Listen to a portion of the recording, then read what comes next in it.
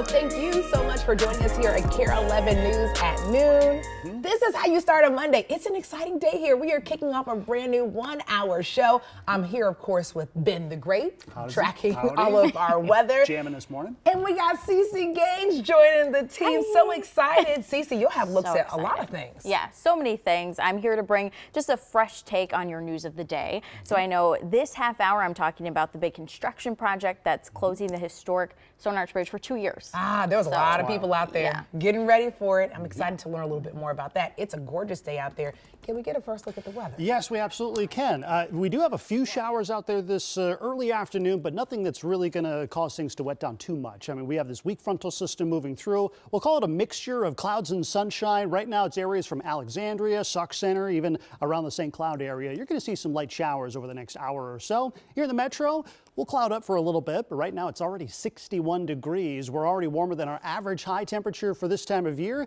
and a little breezy. East-northeast wind about 15 miles per hour, and we do have an increased risk for wildfires over the southwestern part of the state. Red flag warning south and west of the Minnesota River Valley.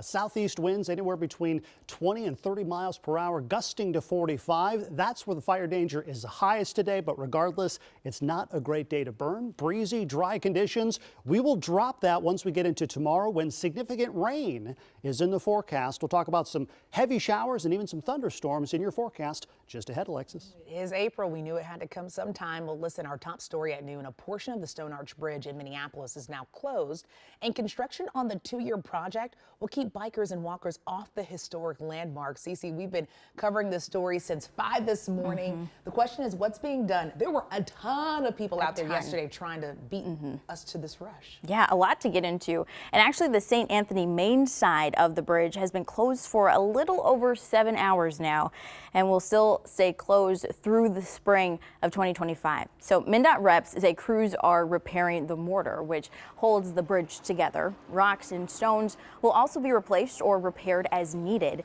MnDOT says the goal is to preserve the bridge for the future.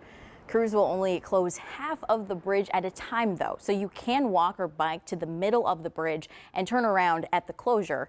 Still, though, many walkers and bike riders are sad about the disruption. It just sucks for me, you know. This is my spot. This is both my therapy spot and my place to make a little dough. I'm sure I'll come by on a bike and I'll look at it. You know, I'll look at it and go, oh man. Yeah, it's a popular one. But let's talk detours. So the newly restored 3rd Avenue Bridge is going to be your best friend during this time. So for pedestrians, if you take a look at this map provided by MnDOT, what you're going to want to do is take the southeast 6th Avenue side to the southeast 2nd Street side, and then you're going to take that Central Avenue area 3rd Avenue Bridge to 1st Street, and then you're right at the Stone Arch Bridge.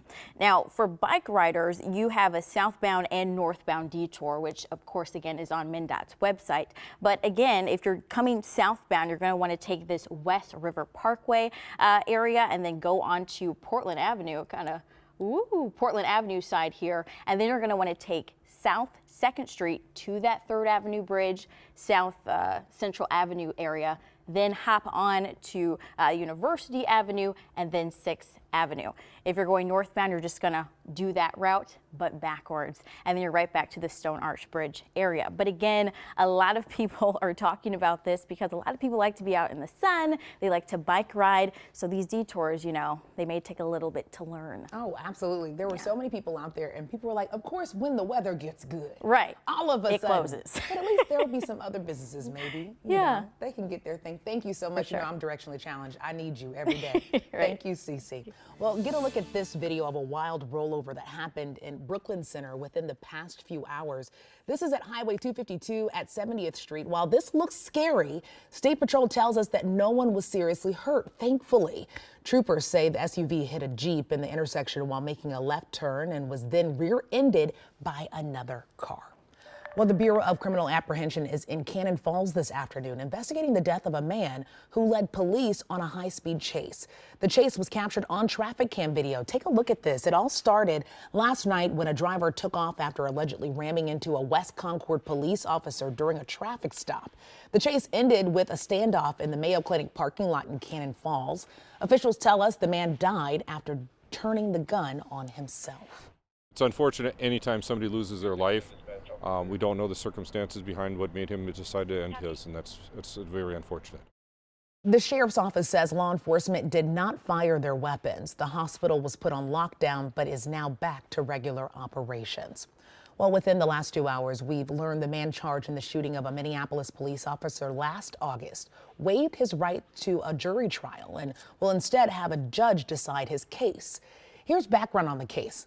Investigators say an officer in an unmarked squad car was shot in the shoulder while following a car that police believed was used in other crimes. Police say Frederick Davis Jr. was driving and led officers on a chase that ended in a crash. Davis is charged with attempted second-degree murder. Well, another big story unfolding in New York City. The historic trial against Donald Trump is now underway. Attorneys started the process of choosing a jury about 4 hours ago. It's the first ever criminal trial of a former American president. Trump faces 34 felony counts of falsifying business records. Prosecutors say he was attempting to conceal damaging information and unlawful activity from American voters. That includes hush money paid to former adult film star Stormy Daniels. Trump denies any illegal payments and calls the case politically motivated.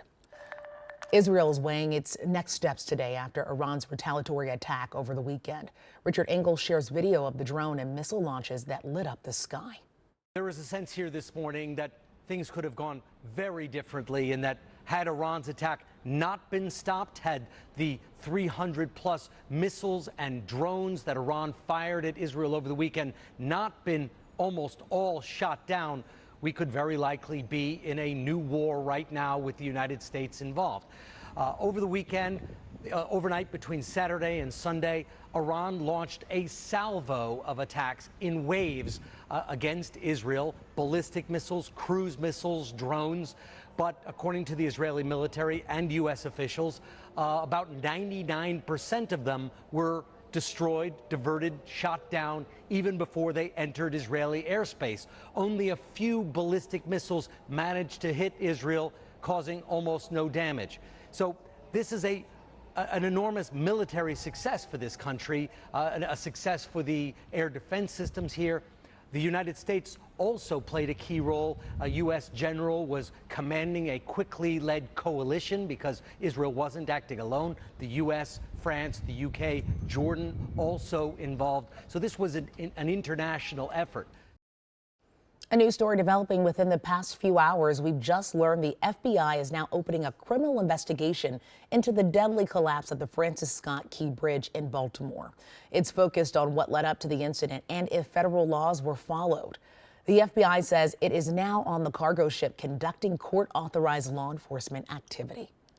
Well, today we know more about the post-death plans of the late O.J. Simpson. The fallen NFL star will be cremated, and there are no plans for his brain to be donated to science. Scientists wanted to see if Simpson had any football-related head trauma. Simpson's attorney said, quote, "That's a hard no." Well, runners are just starting to cross the finish line of the Boston Marathon today. The groups of competitors started just hours ago. Today is the 128th Boston Marathon. 30,000 athletes from 129 countries are competing on the course. Super Bowl champ Rob Gronkowski is the grand marshal, and today's weather has been on the runner's side for sure. Some sunshine and fairly mild temperatures. I'm sure they appreciate it. Well, time is ticking. You have just under 12 hours to file your taxes or pay a penalty. But you can get an extension, and it's easier than you might think. Amy Kiley shows us how. Fastest way to get your refund is to electronically file and to receive that refund through a direct deposit. It's not too late to file a tax return or request more time. Some people automatically get an extension. Residents of Maine, Massachusetts, and Washington, D.C. have an extra day or two for observed holidays. People who live or work in federally declared disaster areas can check their deadlines at irs.gov. It's possible to request an automatic 6-month extension for free through an IRS partner on the agency's website. The deadline for that is today, and it involves paying estimated taxes. For those who want to file before midnight tonight, The IRS this year is attempting a direct file with multiple states. people not in direct file states can check out the IRS's trusted partners. Those with an adjusted gross income of $79,000 or less can file with them for free. Others can use paid services. Experts urge taxpayers to enter information correctly. Something as simple as just, fat fingering your social security number, could really cause you a headache. Watch out for scams If you didn't initiate that contact, go to the source. and avoid late fees. Sometimes people get scared and they're like, oh my goodness, I owe money, I'm not going to file. And for that, we really encourage people, go ahead and file. I'm Amy Kiley reporting. Well, caregivers are an essential part of our community, but what happens when those people need some care of their own? That's where the Negative Space Organization comes in. Coming up at 12:17, a look at the specialized resources available here in the Twin Cities and how you can help the caregivers in your life.